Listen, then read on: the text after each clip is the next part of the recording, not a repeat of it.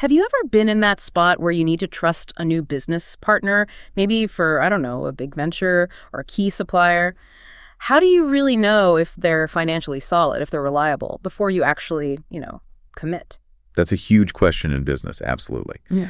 And today, we're going to dig into something pretty fascinating, a system that gives you fully automated credit checks on companies. Basically, it provides this comprehensive overview, almost in real time, of how creditworthy a potential partner is. Yeah. It's all about dramatically cutting down that financial risk right from the start. Okay, right. Let's unpack that. So how does the system actually work its magic? What kind of data is it crunching? And what does its scoring system really tell us about whether a company is trustworthy? I think there are some surprising bits in here for sure. Definitely. So picture this. You're about to team up with someone new.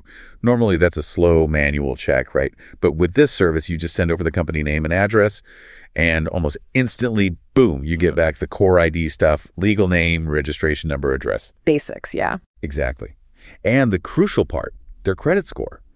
It makes that whole due diligence thing incredibly fast, almost, instantaneous. Wow. Okay, but what's going on behind the scenes to get that score so quickly? It sounds complex. Oh, it is. It's really sophisticated. Yeah. It's not just pulling from one or two public lists.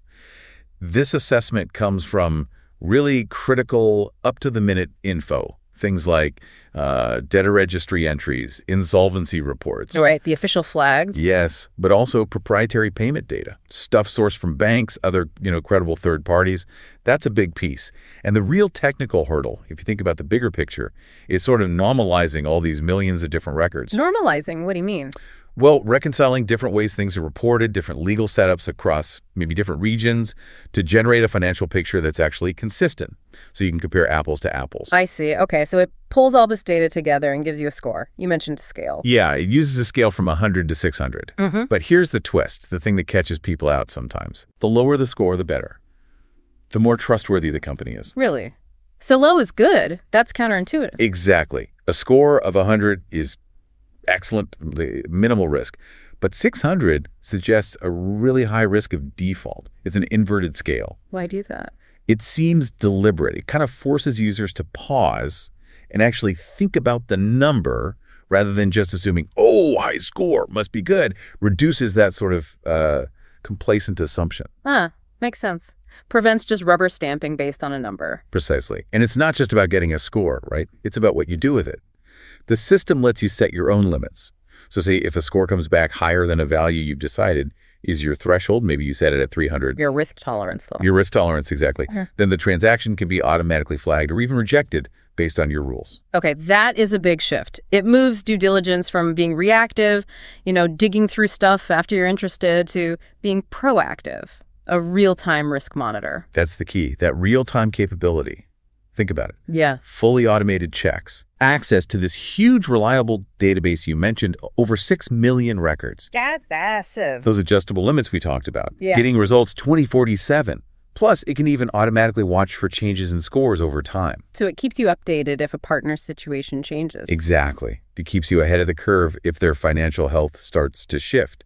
It's a powerful way to manage business risks, especially at scale. Okay, so let's pull this all together then. What's the big takeaway here?